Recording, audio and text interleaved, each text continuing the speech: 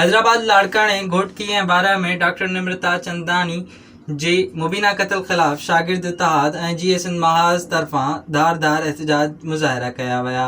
हैदराबाद में civil society Punhal सारियो Zulfikar हालेपोटो doctor दोदो मेहरी मुस्तफ़ा मीराणी जी अॻवाणी में प्रेस क्लब साम्हूं एहतजाजी कैंप लगाई वई। लाड़काणे में SUP ऐं शागिर्द तंज़ीम पारां आगा जलील, सनाउल्ला अमान, शहज़ाद लाशारी ऐं ॿियनि जी अॻवाणी में चाणका मेडिकल कॉलेज जे मुख्य गेट खां रैली कढी वई, जेका मुख़्तलिफ़ रस्तनि खां थींदी प्रेस क्लब ते पहुती।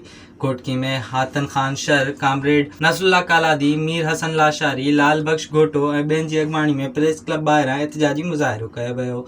बारा में शागिर्द अॻवाणनि वकार बाबर चोलियाणी, इरफान छुट्टो, GSN महाज़ अॻवान गफ़ार मीरजत, मोहसिन अबड़ो ऐं ॿियनि मीडिया सां ॻाल्हाईंदे चयो त डॉक्टर निमृता जी पोस्ट मार्टम रिपोर्ट जारी थियण खां पोइ CMC इंतिज़ामिया जी पत वाइकी थी चुकी आहे। हुननि चयो त डॉक्टर निमृता ख़ुदकुशी न पर हुन खे क़त्ल कयो वियो, जंहिंखे VC ऐं हॉस्टल प्रोवेस्ट ग़लति रंग ॾिनो। हुननि मुतालबो कयो त VC अनीला अतार रहमान ऐं क़त्ल में मुलविस जवाबदार खे गिरफ़्तार करे सख़्त सज़ा ॾिनी वञे ऐं निमृता जे वारिसनि खे इंसाफ़ फ़राहम कयो वञे। विज़िट कयो अवामी आवाज़ मीडिया ग्रुप जी वेबसाइट awamiawaz.pk